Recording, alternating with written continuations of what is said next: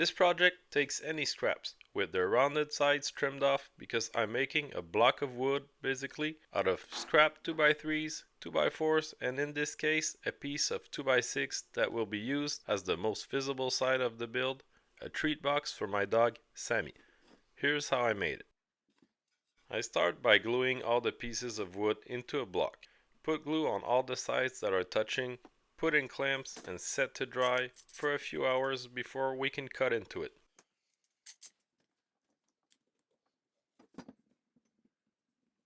While this dries, as you can see, I'm working on my shop ceiling. That corner of the shop has also had lots of changes too. I'm excited to show you more about that soon. Please like this video and subscribe. It helps this channel a lot and you won't miss a thing. All done with the ceiling. I've been waiting a long time to gather the materials and decide on what I wanted, but I'm happy with the results. The shop is finally starting to look like I wanted, bright and colorful. A place to let my imagination and creativity run free. This block of wood is now dry and ready to use.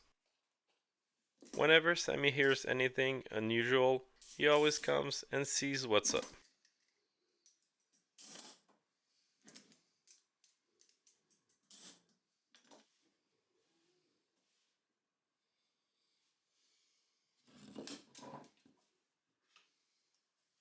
Using a paint can, I trace a circle on the block of wood. I got lucky, this is the max size I could do in this case.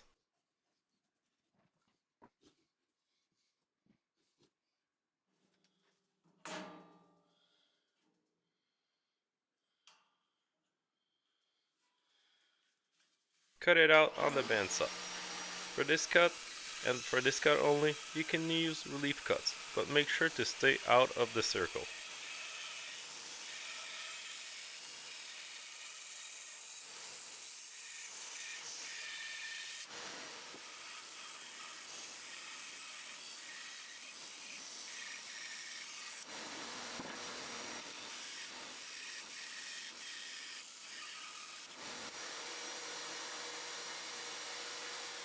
Sand the outside nice and smooth.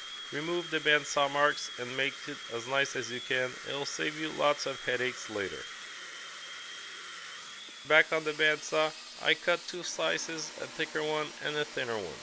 The thicker one will be the lid and the thinner one will be the bottom of the box. Make sure to use the nicest wood for the top part. Trace another circle for where you want to hollow out the box. I went super thin. Go as thin as you can for more volume and a more delicate feel to the final build. Cut it out on the bandsaw, but this time no relief cuts. You enter with the grain from the side and exit from the same spot.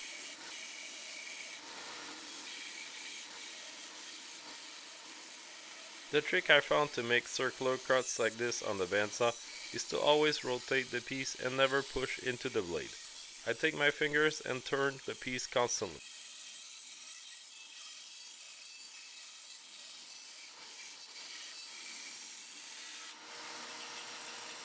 Still on the bandsaw, take the inner content of the box and cut a half-inch slice from it. It'll be the inside of the lid what holds it into the box.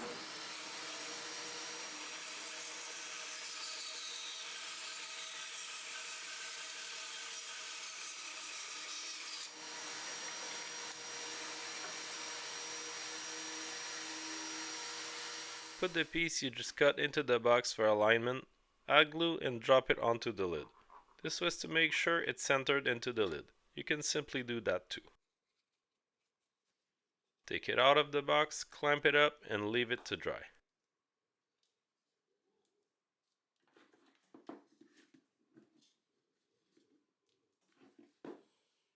Next, close the gap and glue the bottom back on the box. Leave everything in clamps about an hour before manipulating it again. Using masking tape can help keep the gap closed tight.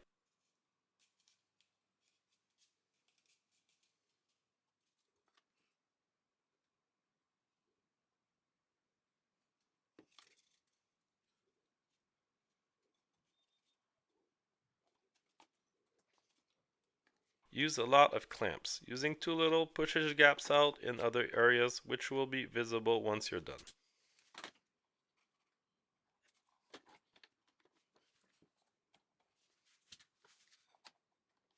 Any good box needs a handle to open it, and for this I'm using my new Creality Falcon 2 laser. It's super powerful at 22 watts and can cut 15mm pine without a problem. Cutting this bone took less than a minute. I'll have a video about this machine soon. It's been great fun to learn to use it. While I was there, I had those letters cut out on some thinner plywood. Time to add them to the box.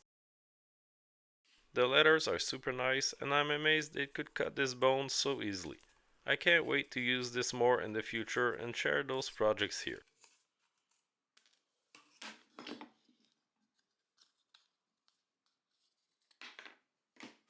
Before adding them to the lid, sand the edge of the bottom part until it fits snug into the box but not too snug.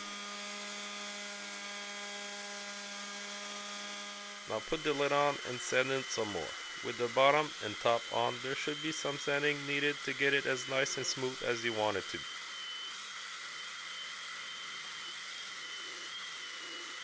Simply add the parts with glue, but for the handle make sure to add a clamp to let it dry properly.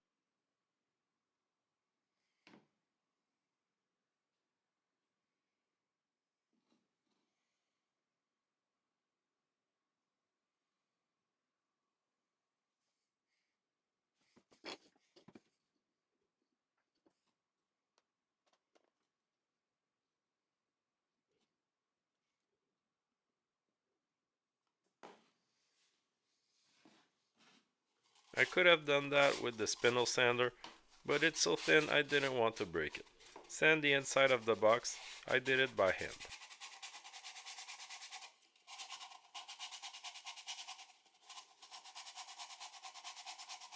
For a stain, I used an old classic that I used to use a lot.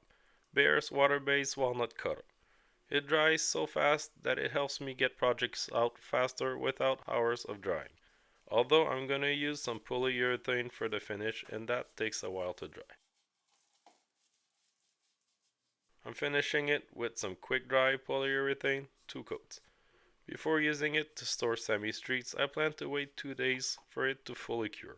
I wouldn't want him to eat that stuff.